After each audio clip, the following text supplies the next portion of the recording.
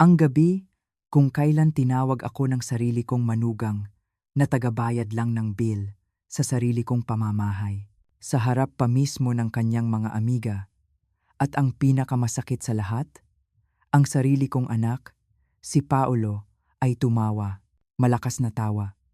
Isang tawa na parang nagsasabing, "Tama ka, asawa ko." Ganoon nga lang siya, ang kahihiyan. Ang hiya na naramdaman ko sa sandaling iyon, halos ikamatay ko. Ako si Elenita, 68 taong gulang. At sa loob ng 10 taon, mula nang pumanaw ang aking asawa, ako ang naging anino sa sarili kong buhay, ang ilaw ng tahanan na napundi na ang ilaw para sa sarili, para lang magbigay liwanag sa buhay ng iba, sa buhay ng aking nag-iisang anak at ng kanyang asawa. Sa loob ng 10 taon, ako ang kanilang sandalan, ang kanilang bangko, ang kanilang solusyon sa lahat ng problema. Naaalala ko pa, ang kamana, noong nawalan ng trabaho si Paulo, 8 buwan kong binayaran ang upa nila, 45,000 piso, at kada buwan. Galing iyon sa ipon ko para sa aking katandaan. Habang ako ay nagtitipid sa pagkain, sila ay kumakain pa rin sa labas. Walang nagbago sa buhay nila. Dahil ako ang sumalo sa lahat. Nang gusto ni Isabel na magpalit ng buong laman ng kanyang aparador dahil kailangan daw niyang magmukhang propesyonal. 150,000 piso ang nawala sa credit card ko. Isang kaskas lang, ganoon kadali. Nang gusto nilang magbakasyon sa Japan dahil karapat-dapat daw sila pagkatapos ng lahat ng stress. 250,000 piso ang kinuha nila mula sa savings account ko. Stress? Anong stress? Ang stress ng pag-iisip kung aling mamahaling damit ang bibilhin? O kung saang bansa sila susunod na maglalakwatsa gamit ang pera ko? At ako? Ni minsan hindi nila ako inimbitahan. Palagi akong nag-iisa. Pangromantiko lang kasi ito, ma, sabi ni Paulo. Naiintindihan mo naman, di ba? At ako, sa aking pagiging ina, palagi na lang sumasagot ng, "Oo, anak, naiintindihan ko." Ang huling dagok. Ang pinakamasakit sa lahat ay noong 3 buwan na ang nakalipas. Isang bagong kotse. Kailangan natin ng mas ligtas na sasakyan, ma. Lalo na't plano na naming magkaanak, sabi ni Isabel sa matamis niyang boses. 750,000 piso para sa down payment. 2 taon ang ipon ko iyon, pero ibinigay ko. Dahil para sa pamilya, para sa kanila, lahat para sa kanila. At ano ang sukli sa lahat ng sakripisyo ko, sa lahat ng pagtitiis? Isang pangungutya, isang tawanan, isang pagpapakita na sa kanilang mga mata, ako ay hindi ina, hindi biyenan. Ako ay isang bagay na magagamit, isang kasangkapan. At sa sandaling iyon, habang hawak ko ang pitsel ng kape sa sarili kong kusina, habang naririnig ko ang kanilang halakhakan, may nagbago sa akin. Ang Elenita na kilala nila, ang Elenita na laging nakayuko at laging sumasang-ayon. Namatay na noong gabing iyon. Umalis ako sa sala. Pumasok ako sa aking kwarto. At doon, sa gitna ng dilim, doon ko natagpuan ang aking trump card. Ang hindi nila alam, ang malaking pagkakamali nila, ay ang pag-aakalang ang pera ko ay pera nila. Na ang kayamanan ko ay walang hanggan at wala akong karapatang magpasya para dito. Ang hindi nila alam ay bago mamatay ang aking asawa, mayroon siyang iniwan sa akin na isang bagay na mas matibay pa sa pera. Isang matalinong payo. "Elenita," sabi niya, "ang pinaghirapan natin ay para sa iyo. Gamitin mo ito para sa iyong kaligayahan. Tulungan mo ang anak natin, pero huwag mong hayaang sirain kanya." At sa loob ng 10 taon, kinalimutan ko ang payong iyon. Ngunit noong gabing iyon, bumalik ito sa akin na parang isang kulog. Ang matandang babae na kanilang kinutya, ang lola na kanilang ginawang tagapondo, ay may hawak na lihim na yaman. At ang yaman na iyon ay hindi lang ang pera. Ito ang kapangyarihan na sabihing, "Tama na, Ang account na pinagkukunan nila ay hindi lang simpleng savings account. Ito ang bunga ng 40 taon naming pagtatrabaho ng aking asawa. Ang bawat sentimo doon ay may katumbas na pawis, puyat, at sakripisyo at sila. Winawaldas lang ito na parang tubig. Noong gabing iyon, sa harap ng aking lumang computer, nagsimula ang aking paghihiganti. Hindi isang marahas na paghihiganti, kundi isang tahimik at kalkuladong pagbawi ng kung ano ang sa akin. Hindi ito simpleng galit. Hindi ito simpleng paghihiganti. Ito ay tungkol sa pagbawi ng aking dangal. Ang dangal na kanilang tinapakan. Ang dangal na kanilang binaliwala. Ang dangal na akala nila ay kaya nilang bilhin gamit ang sarili kong pera. Gusto nila akong maging anino, walang boses, at sunod-sunuran. Ngayon, babawiin ko ang higit pa sa aking pera. Babawiin ko ang aking pagkatao. At bibigyan ko sila ng isang aral, isang leksyon sa paggalang, sa responsibilidad, at sa tunay na kahulugan ng pamilya. Isang leksyon na hinding-hindi nila malilimutan. At maikukuwento pa nila sa kanilang mga magiging apo. Ang kuwentong ito ay ang aking pagbangon. Kayo ba?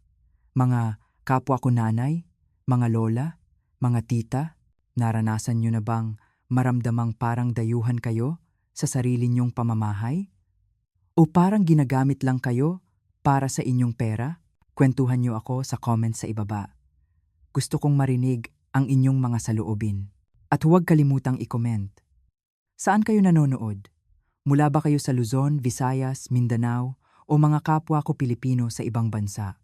Paki-like at share ang video na ito kung naniniwala kayo na ang bawat ina ay may karapatang igalang at pahalagahan. Dahil ang kwento ko ay maaaring kwento nyo rin. Samahan nyo ako. Ang katahimikan ng 3:00 ng madaling araw ay may sariling tinig. Ito ang oras kung kailan ang mga multo ng nakaraan at ang mga takot para sa hinaharap ay malayang naglalaro sa isipan ng isang taong gising. Ngunit sa gabing iyon, hindi takot ang aking kasama, kundi isang malinaw na kaliwanagan, isang malamig at matatag na determinasyon.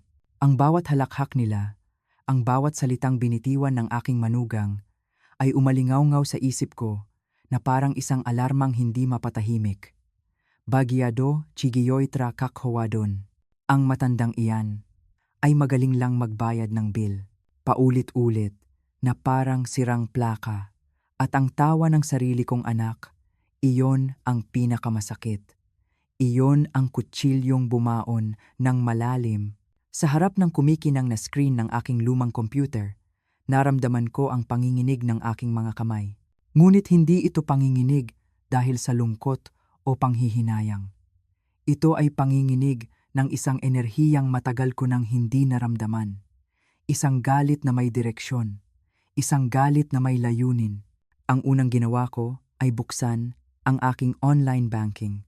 Tinitigan ko ang listahan ng mga credit card na nakapangalan sa akin. 5 piraso lahat-lahat. 5 pirasong plastic na naging simbolo ng aking pagkaalipin sa kanilang mga luho.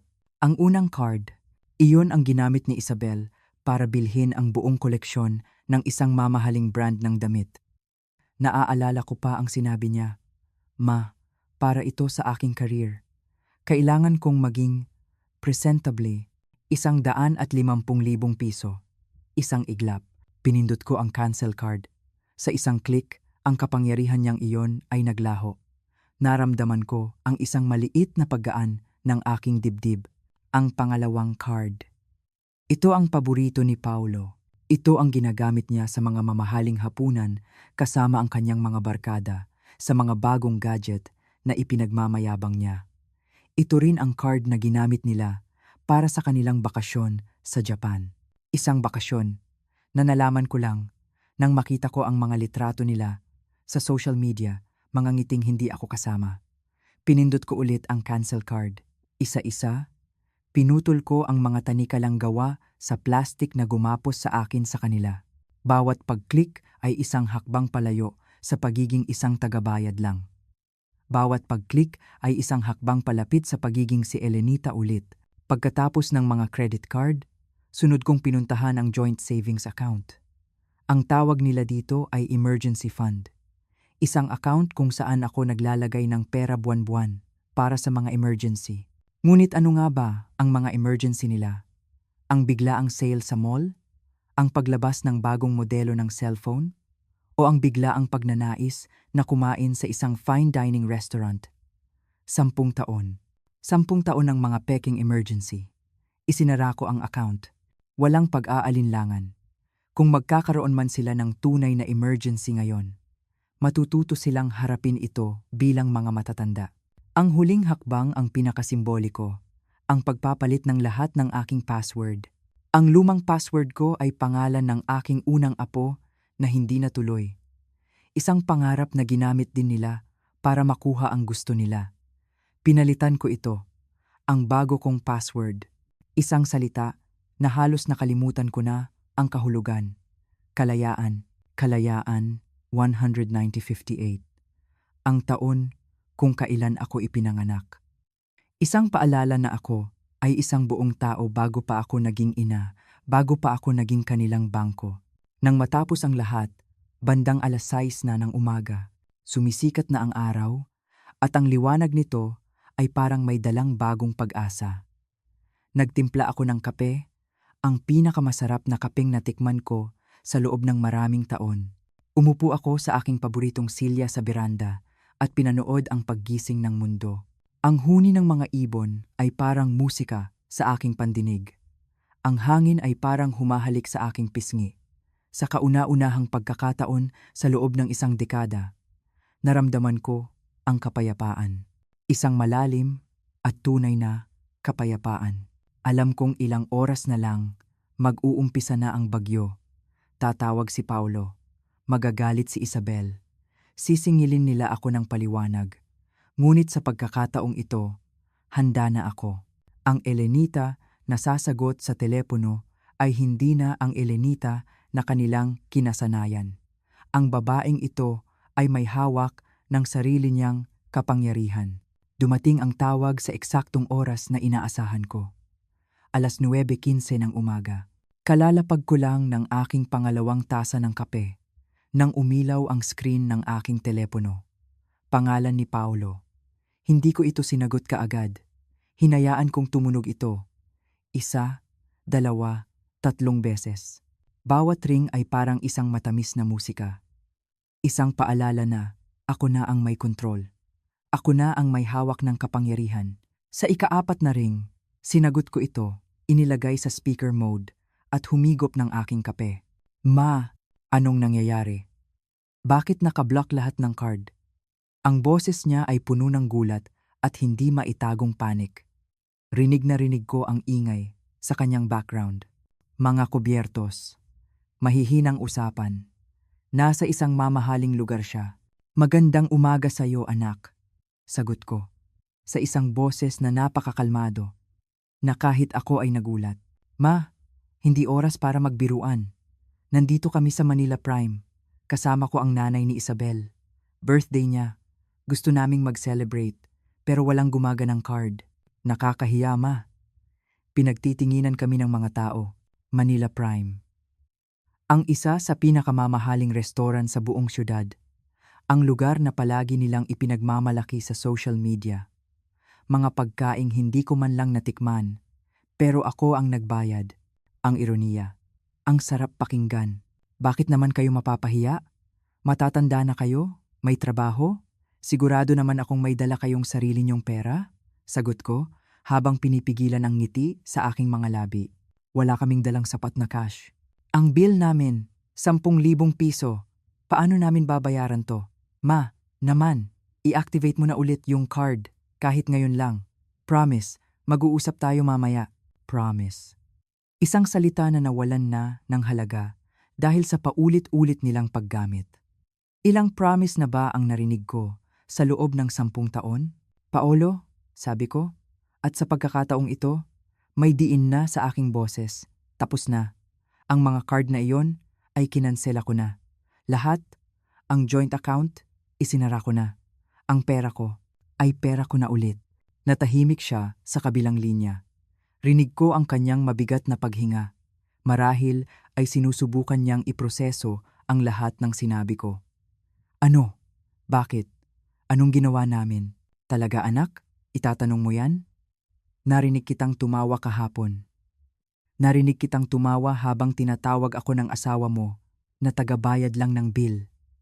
Sa sarili kong pamamahay, doon, Paolo, doon ko nalaman kung ano talaga ang tingin niyo sa akin. Ma, biro lang, yun ni Isabel. Alam mo naman, yun, masiyahin lang talaga. Hindi iyon biro, Paolo.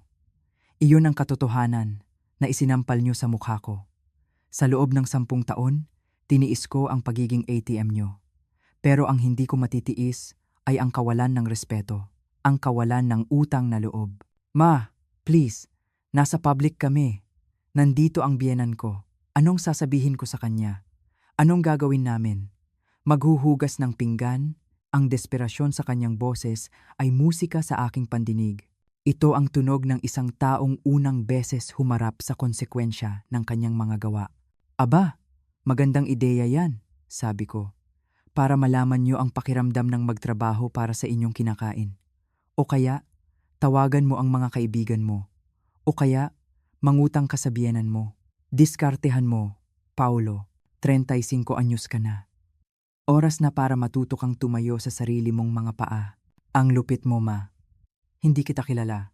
Malupit. Ako pa ang naging malupit. Pagkatapos ng lahat, mas malupit ang ginawa niyo sa akin, anak. Mas malupit ang pagwaldas niyo sa perang pinaghirapan ko at ng ama mo. Mas malupit ang paglimot niyo na ako ay ina niyo, hindi bangko. Hindi na siya sumagot. Ang tanging naririnig ko na lang ay ang mga bulungan sa kabilang linya. Si Isabel, marahil ay nagtatanong kung ano ang nangyayari. Ang kanyang ina, marahil ay naiinip na. At ang waiter, marahil ay nakatayo na sa tabi ng kanilang mesa. Kailangan ko nang ibaba ito, Paolo, sabi ko sa wakas. Marami pa akong gagawin. Mga bagay para sa sarili ko.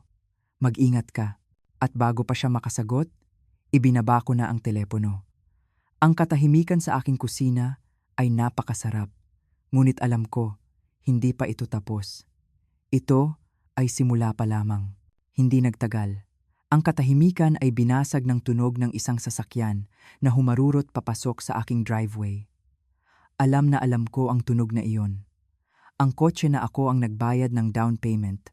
2 pinto ang malakas na sumara. At pagkatapos, ang mabibigat na yabag na tumatakbo papunta sa aking pintuan. Ang kasunod ay isang malakas at tuloy-tuloy na katok.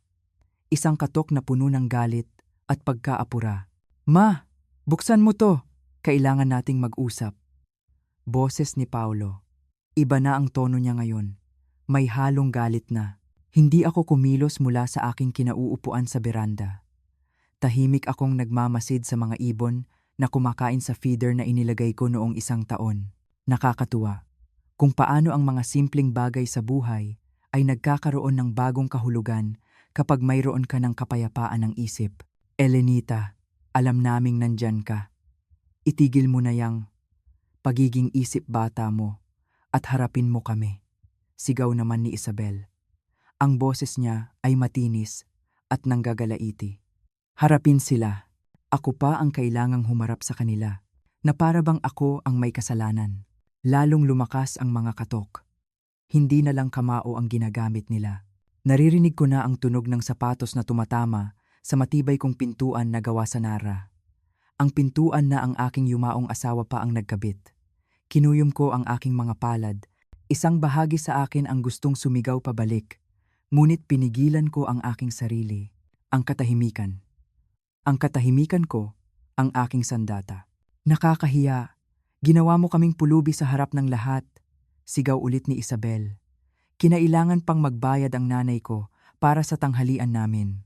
Isang 70 anyos na babae ang naglabas ng pera mula sa kanyang pitaka dahil ang nanay ng manugang niya ay nababaliw na.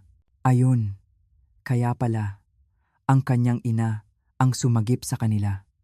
Nai-imagine ko ang eksena. Si Paulo na pinagpapawisan habang nagpapaliwanag. Si Isabel na gumagawa ng mga palusot. At ang matandang babae na napilitang iligtas ang araw. Siguradong katakot-takot na kahihiyan ang inabot nila. Napangiti ako. Ma, please. Boses ulit ni Paulo. Ngunit ngayon ay parang maiiyak na. Pinag-uusapan na kami ng mga tao. May mga kumuha pa ng video sa cellphone nila. Kakalat to sa social media. Social media. Siyempre, iyon ang pinakamalaking alalahanin nila. Hindi ang nasaktan nilang ina. Hindi ang kanilang mga pagkakamali. Kundi ang kanilang imahe sa publiko. Ang kanilang reputasyon sa mga bilog na pinagsisikapan nilang pasukin. Gamit ang pera ko. Huminto sandali ang katok. Rinig ko ang kanilang mga galit na bulungan. Nagpaplano ng susunod na hakbang. At gaya ng inaasahan ko, nagbago ang kanilang estratehiya. Elenita. Boses ni Isabel, ngunit ngayon ay malambing na. Halos matamis. Alam kong galit ka. At may karapatan ka. Siguro mali lang ang pagkakasabi ko kahapon. Pero alam mo namang hindi ko sinasadya yon. Nagbibiruan lang kami ng mga amiga ko. Alam mo naman tayong mga babae. Nakakamangha kung paano niya kayang magpalit-palit ng personalidad. Mula sa galit na babaeng sumisipa sa pinto ko, ngayon ay isa na siyang maunawaing manugang. Ma, si Paulo naman ang gumanap. Naiintindihan naming nasaktan ka namin. Pero hindi solusyon ang pag-block ng mga card. Lalo lang nitong pinalalala ang sitwasyon para sa lahat. Para sa lahat. Ibig sabihin, para sa kanila. Please ma, may mga bayarin ako. Bukas na ang due ng insurance ng kotse. Hindi kami pwedeng biglang mawalan ng pera. Mawalan ng pera. Na para bang pera nila iyon. Na para bang responsibilidad ko ang kanilang insurance. Ang kanilang mga bayarin bilang mga independenteng matatanda. Narinig ko ang mga yabag nila palayo sa pinto. Marahil ay umiikot sila sa bahay, sumisilip sa mga bintana. Elenita, nakita namin ang anino mo. Alam naming nandyan ka. Huwag kang magtago na parang duwag. Sigaw ni Isabel mula sa bintana sa tagiliran.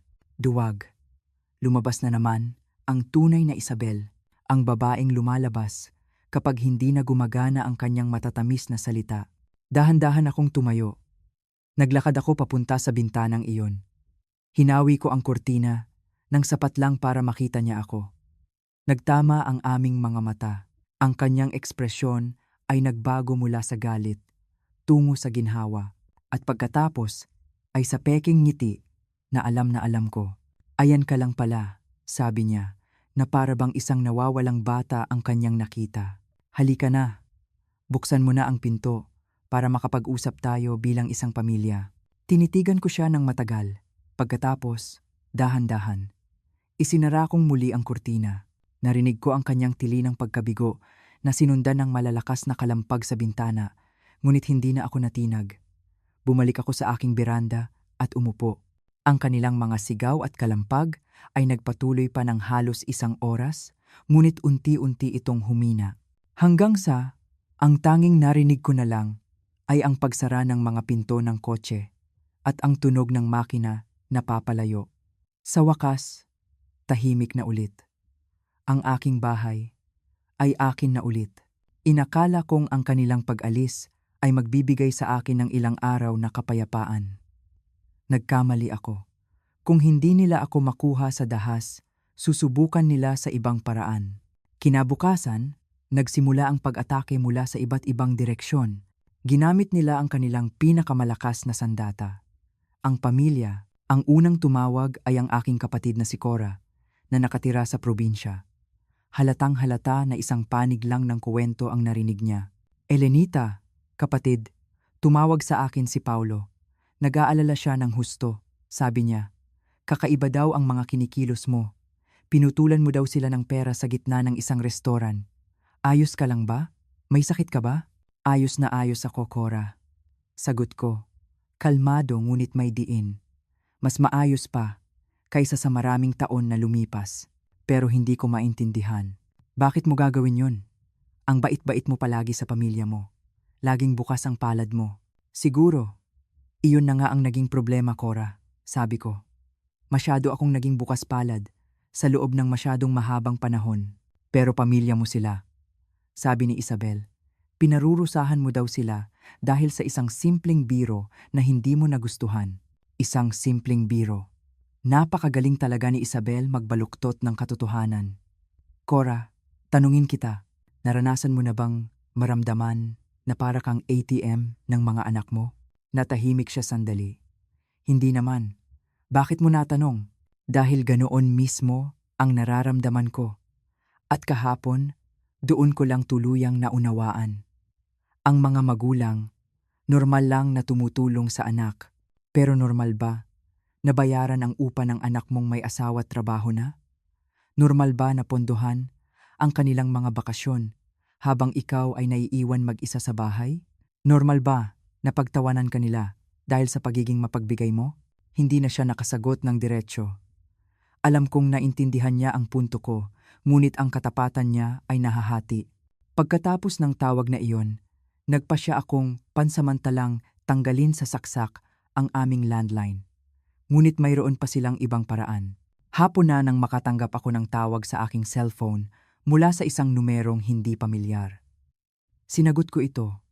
Isang babaeng may eleganteng boses ang nagsalita. Hello, Eleanor. Si Beatrice ito, ang nanay ni Isabel. Napanatili ko ang aking kalmadong disposisyon. Magandang hapon, Beatrice. Mahal, sa tingin ko ay nagkaroon lang ng hindi pagkakaunawaan sa pagitan mo at ng mga bata. Sinabi sa akin ni Isabel ang lahat, at sa totoo lang, palagay ko ay pinalalaki mo lang ang sitwasyon. Pinalalaki ang sitwasyon. Ako pa? Talaga ba? Oo, isang biro lang naman iyon ng mga babae. Alam mo na, kapag nagkakasama-sama, at ang naging reaksyon mo, ang pagkansela sa mga card ng sarili mong anak, tila sobra naman yata. Beatrice, tanungin kita, sabi ko. Ginagamit ang parehong taktika na ginamit ko kay Cora. Binibigyan mo ba ng walang limitasyong credit card ang anak mo? Hindi. Pero, binabayaran mo ba ang kanyang mga bayarin kahit may asawa na siya? Hindi. Pero iba naman. Yun. Eksakto, sabi ko. At nagpa siya na akong pamahalaan ang aking pera sa ibang paraan simula ngayon. Nagbago ang kanyang tono. Mula sa pagiging mapagkunwari, naging mapanuyo ito. Elenita, isipin mo naman ang mga bata. Umiyak si Isabel buong gabi. Itinuturing kanyang parang pangalawang ina. Hindi niya maintindihan kung bakit mo siya biglang tinatalikuran. Isang pangalawang ina na magaling lang magbayad ng bill. Nang makita niyang hindi gumagana ang paawa epek, ginamit niya ang huling alas niya, ang pananakot. Elenita, magpapakatotoo na ako sa iyo, sabi niya, at ang boses niya ay naging malamig. Pinag-iisipan ni na Isabel at Paolo na humingi ng tulong legal. Alam mo ba, may mga paraan para ipadeklarang mentally incompetent ang isang tao kapag nagpapakita sila ng mga kakaibang asal sa kanilang pera. Ayun na, ang tunay na banta sa likod ng lahat ng manipulasyon. Kung hindi nila makukuha ang gusto nila sa maayos na paraan, susubukan nilang tanggalin ang aking karapatan na magdesisyon para sa sarili kong buhay. Ngunit hindi ako natakot. Sa halip, naramdaman ko ang isang kakaibang paglakas ng loob. Beatrice, sabi ko, at tumayo ako habang kausap siya. Iminumungkahi kong kumonsulta ka muna sa isang magaling na abogado bago mo subukan yan. Dahil kalalabas ko lang mula sa opisina ng aking abogado, si Attorney Santos. At sinigurado niya sa akin na ang isang taong pinoprotektahan ang kanyang pera mula sa pang-aabuso ng pamilya ay nagpapakita ng katinuan ng isip, hindi kabaligtaran. Naramdaman ko ang kanyang pagkabigla sa kabilang linya. Natahimik siya. Inunahan ko na siya. At ngayong alam ko na ang tunay ninyong intensyon, sa tingin ko ay tapos na ang pag-uusap na ito. Ibinaba ko ang telepono. Sa gabing iyon, naramdaman ko ang kaunting takot. Hindi takot na baka mali ang ginawa ko, kundi takot sa kung hanggang saan ang kaya nilang gawin para lang mabawi ang kontrol sa pera ko. Ngunit mas malakas kaysa sa takot ang aking determinasyon. Ang kanilang banta ay hindi ako pinahina. Sa halip, binigyan pa ako nito ng mas matibay na dahilan para lumaban. Ang banta ni Beatrice, kahit hindi ko ipinahalata, ay nag-iwan ng marka sa akin. Hindi takot, kundi isang kagyat na pangangailangan na magkaroon ng matibay na ebidensya. Kung gusto nilang maglaro ng marumi, kailangan kong siguruhin na ang aking mga baraha ay mas malakas. Kinabukasan, pagkatapos ng isang gabing hindi gaanong mahimbing ang tulog, pumunta ako sa aking maliit na pag-aaral. Ang lugar na ito, na dating puno ng mga libro at alaala ng aking asawa, ay naging sentro ng aking bagong misyon. Inilabas ko ang isang malaking kahon na puno ng mga lumang dokumento, mga bank statement, mga resibo, mga papeles na itinago ko sa loob ng maraming taon. Oras na para harapin ang katotohanan. Ang katotohanan na nakasulat sa itim at puti. Isa-isa kong inilatag ang mga bank statement mula sa nakalipas na 5 taon. Sa simula, ang mga numero ay parang mga langgam lang na gumagapang sa papel. Ngunit habang tumatagal, nagsimula silang bumuo ng isang larawan. Isang nakakatakot na larawan. Nandoon ang 8 buwang renta na binayaran ko para kay Paolo. Mahigit 300,000 piso.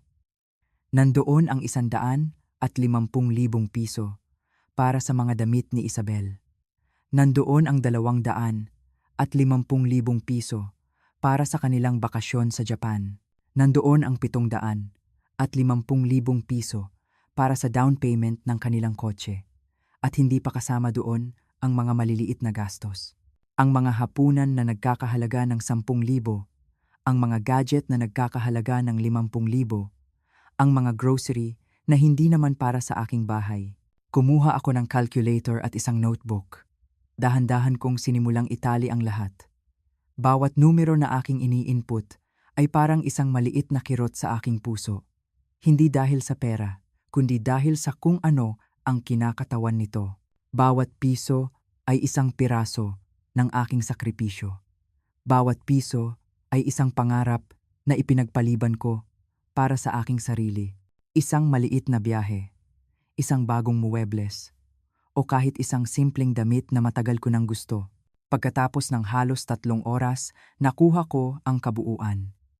Tinitigan ko ang numero, at muli ko itong kinwenta. At muli, dahil ayaw maniwala ng aking isip, 5 milyon, 5 milyong piso, sa loob ng 5 taon.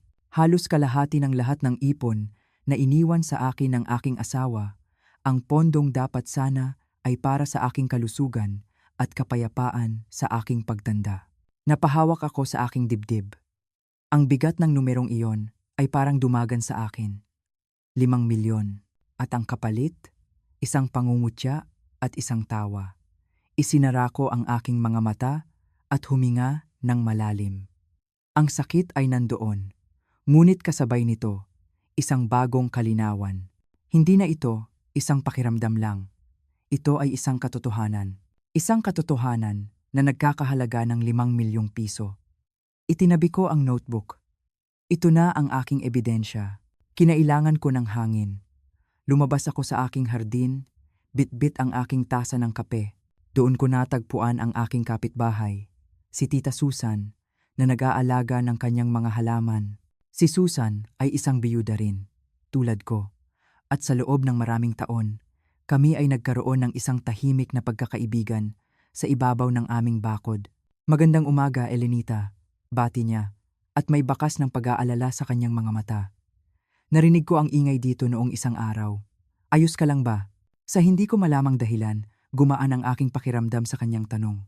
Siguro, dahil ito ang unang pagkakataon na may nagtanong sa akin kung ayos lang ba ako nang may tunay na pagmamalasakit. Inimbitahan ko siyang pumasok para magkape. At doon, sa aking kusina, ikinuwento ko sa kanya ang lahat. Mula sa insidente sa sala, sa tawag ni Paulo sa restoran, hanggang sa pagkubkob nila sa aking bahay. Nakikinig lang si Susan. Paminsan-minsan ay tumatango. Walang paghuhusga sa kanyang mga mata, tanging pag-unawa. Nang matapos ako, nagsalita siya sa isang mahinang boses. Elenita, matagal ko nang gustong sabihin sa'yo ito, pero ayokong makialam. Matagal ko nang napapansin. Ang alin? Tanong ko. Ang paraan ng pagtrato nila sa'yo. Nakikita ko sila kapag dumarating sila. laging nakabihis ng magaganda, laging may bagong sasakyan. Samantalang ikaw, Elenita, 10 taon na, yang kotse mo. Nakikita kitang namimili sa palengke, nagtitipid. Pero ang pinaka napansin ko ay hindi ko sila kailanman nakitang may ginawa para sa'yo. Hindi ka nila tinutulungang magbuhat ng pinamili mo. Hindi sila nag-aalok na magkumpuni ng kahit ano sa bahay mo. Ang pagbisita nila ay laging may kasamang pangangailangan. Ang kanyang mga salita ay parang isang salamin na itinaas sa harap ko. Ang mga bagay na ayaw kong aminin sa aking sarili ay napakalinaw pala sa mata ng ibang tao. Ganoon ba kahalata? Tanong ko, na may halong hiya para sa isang taong tumitingin mula sa labas. Oo, sabi niya, pero naiintindihan ko kung bakit hindi mo nakita. Kapag ina ka, palagi mong gustong paniwalaan ang pinakamabuti para sa iyong mga anak. Ang aming pag-uusap ay tumagal pa ng halos 1 oras. Ang pakikipag-usap sa kanya ay parang isang malaking ginhawa. Nalaman kong hindi ako nag-iisa, na ang aking pinagdadaanan ay hindi isang kakaibang kaso. Bago siya umalis, sinabi niya, "Tandaan mo, Elenita, ang pagiging mabuting ina ay hindi nangangahulugang pagiging martir. Pwede mong mahalin ang iyong mga anak nang hindi isinasakripisyo ang iyong dignidad." Ang mga salitang iyon tumatak sa aking isip. Sa kauna-unahang pagkakataon, naramdaman kong mayroon akong kakampi. Dala ang bagong lakas ng loob mula sa aking pag-uusap kay Tita Susan at ang matibay na ebidensya mula sa aking mga bank statement. Nagpasya akong kumilos ng mas mabilis at mas desidido. Ang susunod na araw ay inilaan ko para sa pagsisiguro ng aking kinabukasan. Ang unang destinasyon ko ay ang bangko. Nagpa-appointment ako sa branch manager. Isang babaeng nasa mga 40 anyos ang edad na palagi kong nakikita ngunit hindi ko pa nakakausap ng personal. Sa kanyang opisina, ipinaliwanag ko ang aking sitwasyon sa isang maikli ngunit malinaw na paraan. Hindi ko na kailangang magbigay ng maraming detalye. Sa itsura ng kanyang mukha, tila naintindihan niya kaagad. Ginawa ko na po ang unang hakbang online, pero gusto kong siguraduhin na wala na silang anumang access, sabi ko. Naiintindihan ko po, Mrs. Elenita, sagot niya ng may profesionalismo. Ire-review po natin ang lahat ng inyong accounts. Isa-isa naming sinuri ang lahat. Kinumpirma namin na kanselado na ang lahat ng supplementary cards. Iminungkahi niya na maglagay kami ng karagdagang security measures tulad ng two-factor authentication para sa lahat ng transaksyon. Pinalitan ko ulit ang aking mga password. Sa pagkakataong ito ay sa harap niya, gumawa rin kami ng isang written instruction na nagsasabing ako lamang at walang sinuman kahit pa sabihing anak ko ang maaaring humingi ng anumang impormasyon tungkol sa aking mga account nang walang aking personal na presensya at valid ID. Ginagawa po ninyo ang tamang bagay, sabi ng manager habang inaasikaso ang mga papeles. Mas madalas po itong nangyayari kaysa sa inaakala ng marami.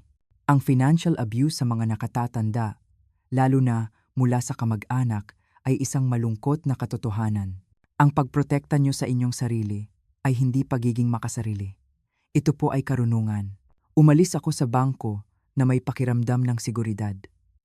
Isang malaking bahagi ng aking mga alalahanin ay nabawasan. Ang aking pinaghirapan ay ligtas na. Ngayon, oras na para sa susunod na hakbang, ang pagsesiguro sa aking pamana. Dumiretso ako sa opisina ng aking abogado, si Attorney Santos. Siya ay isang matandang abogado na naging kaibigan na rin ng aming pamilya at siya ang humawak sa mga papeles ng aking yumaong asawa. Attorney Santos, sabi ko pagkaupo ko sa kanyang opisina, kailangan kong baguhin ang aking huling habilin. Hindi siya nagulat. Tumingin lang siya sa akin sa ibabaw ng kanyang salamin. May nangyari ba, Elenita? Ikinuwento ko sa kanya ang buod ng mga pangyayari, kabilang na ang banta ni Beatrice na ipadeklarang akong mentally incompetent. Napailing si Attorney Santos. Isang klasikong taktika ng pananakot, sabi niya. At huwag kang mag-alala. Upang maideklara ang isang tao na incompetent, kailangan nila ng matibay na medical evidence ng pagkasira ng pag-iisip. Ang pagiging matalino sa iyong pera ay hindi ebidensya niyan. Pagkatapos ay inilabas niya ang kopya ng aking kasalukuyang testamento na ginawa namin 5 taon na ang nakalipas. Nakasaad doon na ang lahat ng aking ari-arian ang bahay, ang mga ipon, ang kaunting investments ay mapupunta sa aking nag-iisang anak, si Paulo. Ano ang gusto mong baguhin? Tanong niya. Huminga ako ng malalim. Gusto kong hatiin ang aking pamana. Isang bahagi para sa mga charity. Mga organisasyon na talagang tumutulong sa mga nangangailangan. Isang bahagi para sa aking kapatid na si Cora. Kahit na nagpadala siya sa manipulasyon.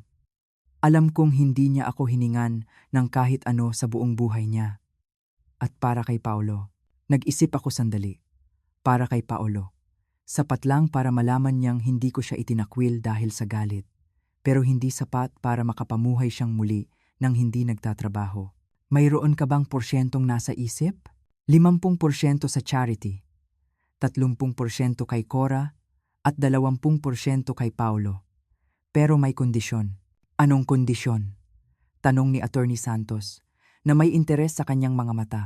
Matatanggap lang niya ang kanyang parte kung mapapatunayan niya, sa loob ng 1 buong taon pagkamatay ko, na siya ay ganap na financially independent. Walang utang, may sariling ipon, at hindi umaasa sa iba, napangiti si Attorney Santos. Isang napakatalinong kondisyon, Elenita. Isang paraan ng pag-i-encourage ng responsibilidad. Kahit wala ka na, pwedeng-pwede yan sa batas. Nang umalis ako sa kanyang opisina, naramdaman ko ang isang malalim na kasiyahan. Hindi na ako biktima. Ako na ang gumagawa ng mga patakaran. Ang aking kinabukasan at maging ang aking pamana ay nasa ilalim na ng aking kontrol. Ang bawat hakbang na aking ginawa sa araw na iyon ay hindi lang tungkol sa pera. Ito ay tungkol sa pagbawi ng aking dignidad, piraso bawat piraso. Ang pagbabago ng aking testamento ay nagbigay sa akin ng pakiramdam ng kapangyarihan, ngunit ang banta ni Beatriz ay nanatili pa rin sa isang sulok ng aking isip. Alam kong hindi sila titigil, kaya't kinabukasan, ginawa ko ang isang hakbang na iminungkahi ni Attorney Santos. Pumunta ako sa isang pribadong klinika at nagpa-schedule ng isang kumpletong psychological evaluation. Ito ay para sa aking sariling proteksyon, isang insurance policy laban sa kanilang mga masasamang balak. Ang doktor ay isang profesional na babae na nasa mga 50 anyos. Matiyaga siyang nakinig habang ipinapaliwanag ko ang sitwasyon. Pagkatapos ng 2 oras ng mga pagsusulit at panayam, ngumiti siya sa akin. Mrs. Elenita, sabi niya, hayaan niyo pong maging malinaw ako. Ang ipinapakita ninyo ay isang pambihirang katinuan ng isip. Ang pagkilala sa mga pattern ng pang-aabuso, ang pagtatakda ng malusog na boundaries, at ang pagprotekta sa iyong mga yaman ay mga senyales ng isang ganap na may kakayahang isip. Sa katunayan, masasabi kong mas rational kayo ngayon kaysa noong hinahayaan niyo pa ang financial abuse. Binigyan niya ako ng isang opisyal na ulat na nagpapatunay sa aking katinuan ng isip. May petsa at selyo. Ito na ang aking panangga. Pag-uwi ko, naramdaman kong para akong nabunutan ng isang malaking tinik. Ngunit ang drama ay hindi pa tapos. Isang hindi pamilyar na kotse ang nakaparada sa aking driveway. Isang matandang babae, eleganteng manamit, ang nakatayo sa aking beranda. Si Beatriz. Hinarap niya ako ng may pilit na ngiti. Elenita, butit dumating ka na. Kailangan nating mag-usap. Bilang 2 babae, pinapasok ko siya, hindi dahil sa paggalang, kundi dahil sa kuryosidad. Anong bersyon naman kaya ng kuwento ang dala niya ngayon? Mahal, simula niya pagkaupo namin.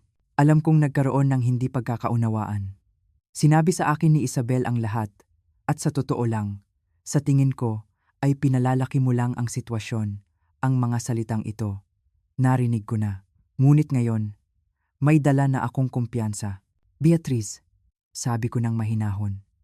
Ang anak mo ay tinawag akong tagabayad lang ng bill, at ang anak ko ay tumawa. Pagkatapos, sinubukan ninyong takutin ako, na ipadeklarang baliw para lang makuha ang aking pera. Sabihin mo sa akin, aling bahagi diyan ang pinalalaki ko lang? Natigilan siya. Hindi niya inaasahan ang aking direktang pagharap. Sinubukan niyang gamitin ang lahat ng taktika, ang pagpapagilty, kawawa naman ng mga bata, ang pananakot, baka mag-isa ka sa iyong pagtanda, ang kahihiyan. Ano na lang ang sasabihin ng mga tao, ngunit lahat ng iyon ay parang tubig na lang sa aking likod. Hindi na tumatalab. Nang makita niyang wala nang gumagana, tumayo siya. Sana magbago pa ang isip mo, Elenita, sabi niya sa huli. Walang nananalo sa isang giyera sa pamilya. Walang giyera, Beatrice, sagot ko, habang binubuksan ang pinto para sa kanya. Mayroon lamang isang babae na sa wakas ay natutong pahalagahan ang kanyang sarili. Pagkaalis niya, imbes na makaramdam ng galit o takot, naramdaman ko ang isang malaking paggaan. Tapos na ang pakikipag-usap, tapos na ang negosasyon. Ngayon, oras na para sa akin, kinagabihan. Habang nag-iisa sa aking sala, naalala ko ang isang bagay na matagal ko nang gustong gawin. Isang cruise. Isang maliit na biyahe para lang makita ang dagat at maranasan ang katahimikan. Kinuha ko ang telepono at tinawagan si Tita Susan. Susan, sabi ko, may plano ka ba sa susunod na linggo? Wala naman, bakit? Gusto mo bang mag-cruise? Narinig ko ang kanyang masayang tawa sa kabilang linya. Aba, oo naman. Kailan? Nang gabing iyon, nag-book kami ng isang 50 araw na cruise papunta sa isang lokal na destinasyon. Ang presyo, 50,000 piso para sa aming dalawa, all-inclusive. Isang maliit na bahagi lamang ng ginastos ko para sa bakasyon ni na Paolo sa Japan. Ngunit sa pagkakataong ito, ang bawat sentimo ay para sa aking sariling kaligayahan. Ito ang aking unang tikim ng tunay na kalayaan. Ang paggastos ng sarili kong pera para sa sarili kong kasiyahan, nang walang hihinging permiso, nang walang konsensya, at ang pakiramdam ay napakasarap. Ang 5 araw sa cruise ay parang isang panaginip. Ito ang unang pagkakataon sa loob ng 10 taon na ang aking umaga ay hindi nagsimula sa pag-aalala tungkol sa problema ng iba. Gumigising ako sa sinag ng araw na tumatama sa bintana ng aming kabin, kumakain ng masasarap na pagkain na hindi ko kailangang lutuin, at ginugugol ang aking mga araw sa pagbabasa sa tabi ng pool o pakikipagkuwentuhan kay Tita Susan. Sa barko, nakakilala ako ng iba pang mga babae na kaedad ko, at sa aming mga pag-uusap, nalaman kong hindi pala ako nag-iisa. Marami sa amin ang may kanya-kanyang kwento ng sakripisyo at, minsan, pang-aabuso mula sa sariling mga anak na nasa hustong gulang na. Ang pinakamahirap, sabi ng isang babaeng nagngangalang Loida, ay ang pagtanggap na ang pagmamahal na ibinibigay mo ay hindi laging nasusuklian ng respeto. Ang kanyang mga salita ay tumagos sa akin. Nang bumalik ako sa Maynila, pakiramdam ko ay isa na akong bagong tao. Mas magaan, mas masaya, at mas matatag. Ngunit may kaunting kaba sa aking dibdib. Ano kaya ang sasalubong sa akin pag-uwi ko? Pagdating ko sa bahay, may ilang mensahe sa aking answering machine. Inaasahan ko na ang mga galit na tawag o mga panibagong pagpapaawa. Ngunit nagulat ako sa aking narinig. Ang unang mensahe ay mula kay Paulo. Ang kanyang boses ay mahinahon. Ma, ako to, si Paulo. Nabalitaan kong nag-cruise ka daw. Sana nag-enjoy ka. Tumawag lang ako para kumustahin ka. Ingat ka, ma. Ang pangalawang mensahe ay mula kay Isabel. At ito ang mas ikinagulat ko. Ang kanyang boses ay halos hindi ko makilala. Walang bahid ng pagiging arogante. Tita Elenita, si Isabel po ito. Sana po naging masaya ang inyong biyahe. Gusto ko lang po sanang humingi ng tawad. Sa lahat po, kung may oras po kayo, sana po makapag-usap tayo. Hindi ako nag-react kaagad. Hinayaan kong lumipas ang isang araw. Kinabukasan, nag-text ako kay Isabel. Magkita tayo sa isang coffee shop. Tayong dalawa lang. Nagkita kami sa isang maliit na kapihan malapit sa mall. Si Isabel na dumating ay iba sa Isabel na kilala ko. Simple lang ang kanyang suot, walang mamahaling alahas. Mukha siyang pagod, ngunit mayroon ding isang bagong uri ng kapakumbabaan sa kanyang mga mata. Tita, simula niya pagkatapos naming umorder. Gusto ko pong personal na humingi ng tawad sa sinabi ko. Wala po akong karapatan. Ito po ay malupit at walang respeto. Tinitigan ko siya. Ano ang nagpabago sa isip mo? Huminga siya ng malalim.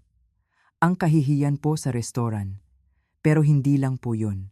Nitong mga nakaraang linggo, kinailangan po naming harapin ang realidad ng aming pera nang wala ang tulong ninyo.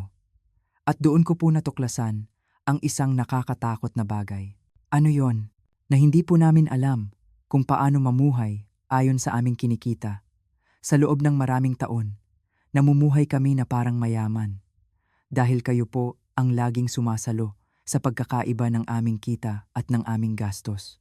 Ito ang unang pagkakataon na narinig ko siyang maging ganito katapat. Kahapon po, pagpapatuloy niya, umupo kami ni Paulo at gumawa kami ng isang totoong budget. Alam niyo po ba kung ano ang nalaman namin? Na halos doble po ng aming kinikita ang aming ginagastos. Doble. At kayo po ang laging nagpupuno noon. At ano ang plano niyo ngayon? Tanong ko. Kailangan po naming gumawa ng malalaking pagbabago. Lumipat na po kami sa isang mas maliit na apartment. Mas mura ng 20,000 piso ang upa kada buwan. Kinansela na po namin ang mga mamahaling membership at naghahanap po ako ng part-time job para makadagdag sa kita. Nakinig lang ako. Ang mga ito ay mga salitang matagal ko nang gustong marinig. Mga salita ng responsibilidad. Tita Elenita, sabi niya, at may luha sa kanyang mga mata. May paraan pa po ba para maayos natin ang ating relasyon? Tumingin ako sa kanya ng diretso. Isabel, magiging tapat ako sa iyo. Ang relasyon na mayroon tayo dati, wala na iyon. Ang relasyong iyon ay nakabase sa isang hindi malusog na sistema. Kung gusto nating bumuo ng bago, kailangan itong magmula sa ibang pundasyon. Anong pundasyon po? Respeto. Pagsasarili sa pananalapi sa inyong parte. At isang relasyon kung saan ang halaga ko ay hindi nakabase sa aking pera. Natapos namin ang aming kape sa isang tahimik ngunit makahulugang sandali. Habang paalis na kami, sinabi niya, Tita, alam kong hindi nito naaayos ang lahat, pero gusto ko lang pong malaman ninyo, may natutunan po akong mahalaga sa linggong ito. Ano yon? Na ang pagiging matanda ay hindi lang tungkol sa edad. Ito ay tungkol sa pag-ako ng responsibilidad. At kami ni Paulo, matagal na po kaming naglalaro ng bahay-bahayan, habang kayo ang sumasalo sa mga tunay na responsibilidad. Iyon ang pinaka-mature na bagay na narinig ko mula sa kanya. Hindi nito binura ang sakit ng nakaraan, ngunit binuksan nito ang isang maliit na pinto para sa isang posibleng bagong simula. Ang pag-uusap namin ni Isabel ay nag-iwan sa akin ng isang kakaibang pakiramdam, isang halo ng pag-aalinlangan, at isang maliit na sinag ng pag-asa. Ang mga salita ay madaling bitawan, ngunit ang tunay na pagbabago ay nakikita sa gawa. Kaya't naghintay ako. Nagmasid ako. Hindi na ako ang ina na nag-aalala sa bawat kilos nila, na handang sumalo sa bawat kanilang pagkakamali. Ako na ngayon ang tagamasid sa aking sariling hardin, tinitingnan kung aling mga buto ng pagbabago ang tunay na sisibol at magkakaugat. Lumipas ang ilang araw sa isang tahimik na paghihintay. Ang telepono ay hindi tumunog para humingi ng pera. Walang mga biglaang emergency. Isang katahimikan na sa simula ay nakakapanibago, ngunit habang tumatagal ay nagiging isang kaaya-ayang himig. Isang hapon, habang nagkakape ako sa aking beranda, muli kong nakita ang sasakyan ni Paulo na pumarada sa aking driveway. Ngunit sa pagkakataong ito, iba ang kanyang dating. Hindi siya nagmamadaling bumaba at kumalabog sa aking pinto. Nanatili siya sa loob ng kotse ng ilang minuto. Ang kanyang ulo ay nakayuko sa manibela na para bang nag-iipon ng lakas ng loob o nagdarasal. Nang sa wakas ay bumaba siya at naglakad papunta sa aking pinto, ang kanyang mga balikat ay hindi na kasing taas ng dati. Wala na ang ere ng kayabangan. Ang nakita ko ay isang lalaki na may pasan-pasang bigat. Nag-doorbell siya, isang beses lang. At naghintay, binuksan ko ang pinto. "Ma," sabi niya sa isang mahinang boses. "Alam kong kararating mo lang mula sa biyahe, pero pwede ba tayong mag-usap sandali?" Pinapasok ko siya. Umupo siya sa sofa, sa mismong lugar kung saan dati ay umupo ang ina ni Isabel para takutin ako. Ngunit ngayon, ang hangin sa silid ay iba. "Ma, gusto ko lang sabihin sa'yo, ang mga ginawa namin nitong nakaraang linggo." Simula niya, ang kanyang mga mata ay nakatitig sa sahig. Totoo ang sinabi ni Isabel. Lumipat na kami sa mas maliit na apartment. Mas mura ng 20,000 piso ang upa. "At kumusta naman ang pagbabagong iyon para sa inyo?" Tanong ko. Pinapanatili ang aking neutral na tono. Umangat ang kanyang tingin at sa unang pagkakataon, nakita ko ang isang bagay na matagal ko nang hindi nakikita sa kanyang mga mata at katapatan. "Sa totoo lang, ma, mahirap sa simula, masikip, wala sa magandang lugar. Pero pagkatapos ng ilang araw, may nalaman akong isang mahalagang bagay." "Ano yon?" "Na kaya kong makatulog ng mahimbing sa gabi. Dahil alam kong binabayaran namin ang lahat, gamit ang sarili naming pera. Wala na yung palaging kaba sa dibdib ko na hindi ko alam kung paano namin pagkakasyahin ang susunod na buwan. Yung bigat pala, ma. Yung bigat ng pag-asa sa iba. Mas mabigat pa pala kaysa sa hirap ng pagsisikap." Iyon ang unang pagkakataon na narinig ko siyang magsalita tungkol sa pinansyal na pagkabalisa mula sa kanyang sariling pananaw. Hindi sumagi sa isip ko na marahil, sa ilalim ng lahat ng iyon, ay nasasakal din siya sa buhay na hindi naman talaga niya kayang panindigan. "Kinansela na rin namin ang mga mamahaling gym membership," pagpapatuloy niya, "at si Isabel, nagtatrabaho siya ng part-time sa isang coffee shop tuwing weekend. Ideya niya yun, ma," sabi niya. Gusto niyang maramdaman na aktibo siyang nag-aambag, hindi lang namamahala ng perang galing sa iba. Pagkatapos ay huminga siya ng malalim at tinitigan ako ng diretso sa mata. Ang kanyang mga mata ay nagsimulang mamasa. "Ma, gusto ko ring formal na humingi ng tawad. Hindi lang para sa nangyari noong nakaraang linggo, kundi para sa lahat ng mga taon na ito. Patawarin mo ako, ma. Hindi ko namalayan na ginagawa na pala kitang ATM imbes na isang ina." "Ano ang nagpamulat sa'yo, anak?" tanong ko. Ang aking puso ay nagsisimula ng lumambot nung kinailangan naming gumawa ng unang totoong budget namin.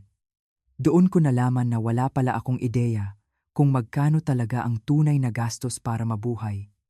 Ang buong buhay ko bilang matanda, nabuhay ako ng higit sa aking kakayahan dahil ikaw ang laging sumasalo sa pagkukulang. Pinalaki mo ako sa layaw, ma, at pinalaki ko ang sarili ko sa kasinungalingan. Ang kanyang pag-amin ay tumama sa akin ng malalim. "At ano ang pakiramdam ngayon?" "Nakakatakot," sagot niya kaagad. "Pero kasabay nito, nakakapalaya. Hindi ko alam kung gaano kabigat ang pasan ko hanggang sa nabitawan ko ito. Ang bigat ng pagkaalam sa kaibuturan niya na hindi siya tunay na independent. Ang bigat ng pagkaalam na ang kanyang lifestyle ay nakadepende sa pagsasamantala sa kabutihan ng kanyang ina. Alam ko na, hindi lang pala ako ang nagdurusa sa sistemang iyon. Siya rin, sa kanyang sariling paraan, ay naging bilanggo nito." "Ma," sabi niya, at ang kanyang boses ay nabasag. "Alam kong wala na akong karapatang humingi ng kahit ano sa'yo pagkatapos ng lahat. Pero may isa lang sana akong gustong hilingin." "Sabihin mo?" Sagot ko. "Sa tingin mo, balang araw, pwede ba tayong magkaroon ng isang normal na relasyon? Isang relasyon kung saan ako ang anak mo na dumadalaw dahil mahal kita, hindi dahil may kailangan ako. Isang normal na relasyon." Ang mga salitang iyon umikot sa aking isipan. Ano nga ba ang ibig sabihin ng normal? Para sa akin, ang hiling niyang iyon ang pinaka-hindi normal na bagay na narinig ko mula sa kanya sa loob ng 10 taon. At iyon ang pinakamagandang bagay na narinig ko. Ibig sabihin, naiintindihan na niya ang pagkakaiba. "Paolo," sabi ko, At naramdaman kong may namumuong luha rin sa aking mga mata. Ang relasyong iyan, pwedeng magsimula ngayon din, kung gusto mo. Palagi kong pinangarap na magkaroon ng isang anak na dumadalaw dahil nangungumusta siya. Hindi dahil mangungutang siya. Isang maliit na ngiti ang sumilay sa kanyang mga labi sa kabila ng kanyang mga luha. Kung ganoon po, gusto niyo po ba kung darating kami ni Isabel sa linggo para mananghalian? Kami po ang magdadala ng pagkain, kami ang magluluto, at magkukuwentuhan lang tayo. Gustong-gusto ko yan, anak, sagot ko. Gustong-gusto ko yan. Pagkaalis ni Paulo, naiwan akong nakaupo sa aking sala. Ang bigat sa aking dibdib na matagal ko nang pasan-pasan ay unti-unting naglalaho. Hindi ko nawala ang aking pamilya. Ang nawala ay ang nakalalasong sistema na sumisira sa aming lahat. At ang aking napanalunan, ang aking respeto sa sarili, at ang posibilidad ng isang tunay na relasyon sa aking anak.